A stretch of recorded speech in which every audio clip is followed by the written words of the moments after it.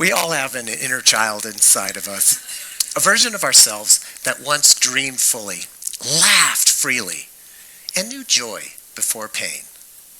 But what happens when life teaches our inner child to hide? So, show of hands, how many of you experienced having your parents divorce when you were a child? Looks like about 30% of you. Well, the dictionary definition of family dysfunction has a picture of my family on there. My parents combined had 9 marriages, 7 divorces, and 1 widowing.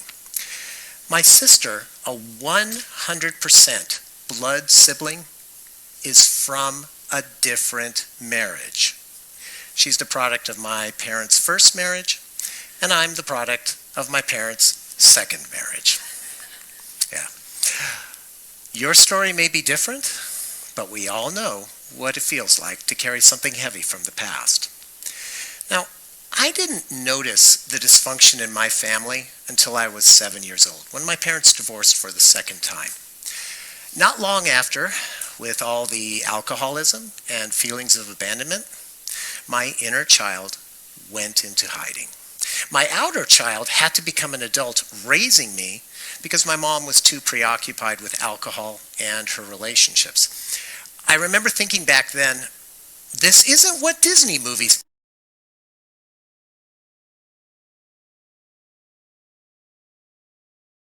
I decided to interview my drunk mom on Christmas Eve. And during this interview, I asked her, why does she drink so much? Here's a snippet from that interview. Interview me, and that's it, okay? All right. When I pass out, I pass out.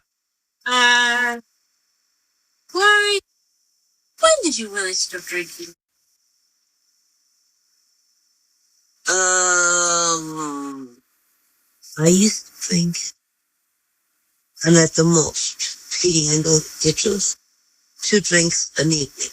Really? Yes, and then I used to go on coffee. Well, Why do you drink about 6 drinks a night? So, And one about maybe from 6 to 9 o'clock, you've already inhaled about 6 or 7 drinks. okay, have you paid for them? No. But why do you drink that much? I'm asking you, did you pay for them? No, but why do you drink that Forget much? it. Forget it, Petey. All right, then. This wasn't just a conversation between a mom and her son. This was a 12-year-old child trying to make sense of a world that had become unpredictable and out of control. No child should have to ask their parent why they drink so much. But I did. When I was 13, my mom talked her 46-year-old friend into seducing me. When I was 14, my mom and stepfather encouraged me to slit my wrist in front of them with a kitchen knife. And when I was 22, my stepfather made sure it was me who found him when he decided to commit suicide by hanging. The PTSD that I experienced when I was young made me who I am as an adult, while my inner child continued to hide for many, many years. Psychologist Carl Jung has been credited with coining the inner child phrase over 100 years ago, when he theorized that this inside part of us influences everything we do and the decisions we make. And extensive research published in the National Library of Medicine has long suggested that the quality of our childhood relates to later in life mental and physical health outcomes. Now, I didn't even realize I had an inner child until I was 25 years old, when I entered the 12-step program, Adult Children of Alcoholics and Dysfunctional Families. The program taught me how to become my own loving parent, teaching me first to like and then love myself instead of hating myself like I was doing. Entering the program truly split my life into before and after. Interestingly, though, it wasn't for another 22 years until I reconnected with my inner child. And it happened by accident. I was flying home from a conference, and in my aisle sat a small child, maybe 5 years old, who was drawing a picture. And the picture she was drawing, it reminded me of artwork that I used to enjoy when I was very young. Let me share with you this fun creative that awakened something inside of me. Maybe it can do the same for you. So first what you do is you start with a blank piece of paper and you fold it in half, and then you write your name in pencil above the folded line. Then you fold it back over and you scribble on the outside of where you wrote your name. And then when you open the paper back up, then you'll see that there's a faint outline of your name below the folded line. You go ahead and you stencil that in, and then you start coloring it to your creative heart's desire. And as you're coloring it, maybe it starts to take the form of something like a fish, or maybe something like a totem pole. Remarkably, while I was creating this artwork on the airplane, a wave of emotion came over me. I started crying because I was reconnecting with my 7-year-old for the first time in approximately 40 years. Luckily, I was sitting in a window seat, and I could look out the window as I was having this breakthrough, because with the tears in my eyes, it would have looked much more like a breakdown to the other passengers. That moment on the airplane was not just emotional. It was transformative. Now, I'd like to facilitate a quick visualization exercise to help take you back to a time before responsibilities, before self-doubt, before life told you you had to be an adult. Let's see if we could tap into something that you loved to do as a child, something that made you come alive, and see what it can teach you today. Visualization is a powerful tool we can use for reconnecting with and healing our inner child. It allows us to tap into memories, emotions, and subjective thoughts that may have shaped us. By intentionally visualizing comforting scenarios, we can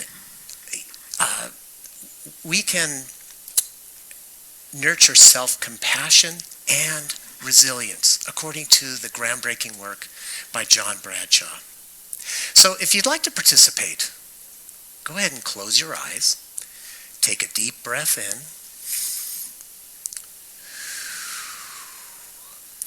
and I want you to go in your mind to when you were very young, maybe 5, 6, 7 years old.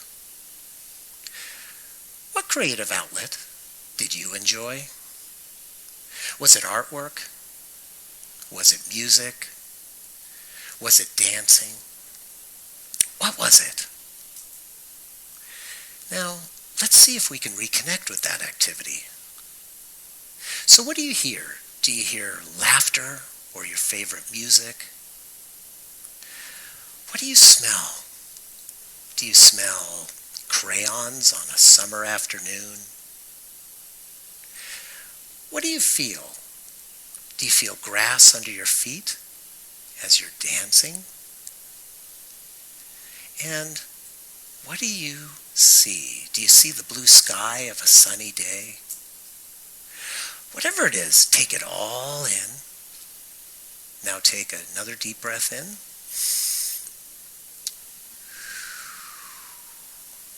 And gently open your eyes and notice how you're feeling now. Pretty good, huh? That's likely your inner child smiling inside of you. Reconnecting with our inner child allows us to learn 3 lessons that foster emotional intelligence and resilience. Lesson 1, positive insights. Instead of being stuck in the past, think about a positive insight from what happened.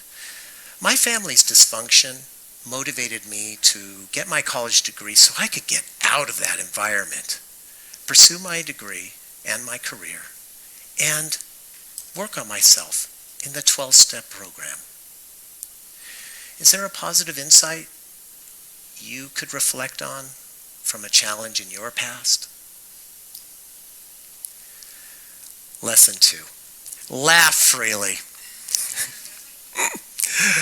Reconnecting with your inner child means embracing the sense of wonder and playfulness that we often lose as adults. But we can tap back into that when we laugh like we did as kids. You know that unbridled, carefree laughter that lets go of inhibitions?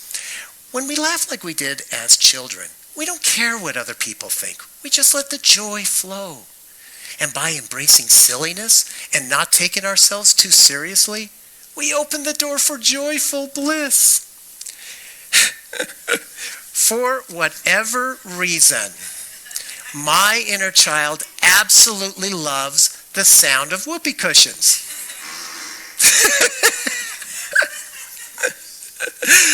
Oh my gosh, it never gets old.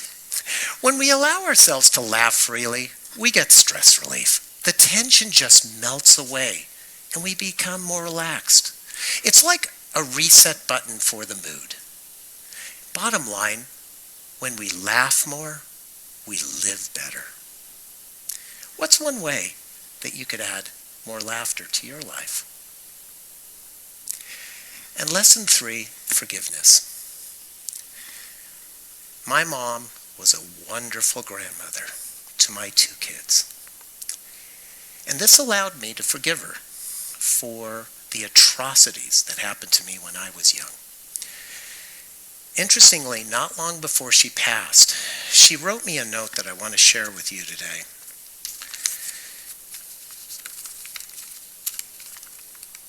Sorry, it's kind of emotional, so.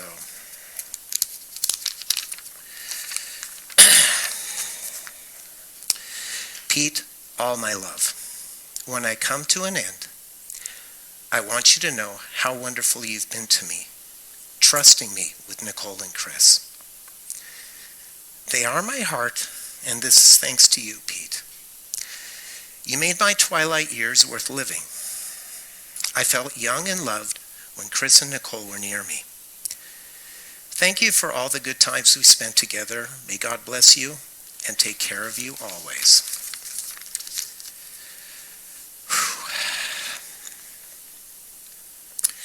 Is there someone you could forgive so that you could let go of that toxic rumination? Family dysfunction does not define us. It's an opportunity to rise above it. Today, I invite you to reconnect with your inner child, and not just for healing, but to uncover the joy and strength already inside of you. Thank you.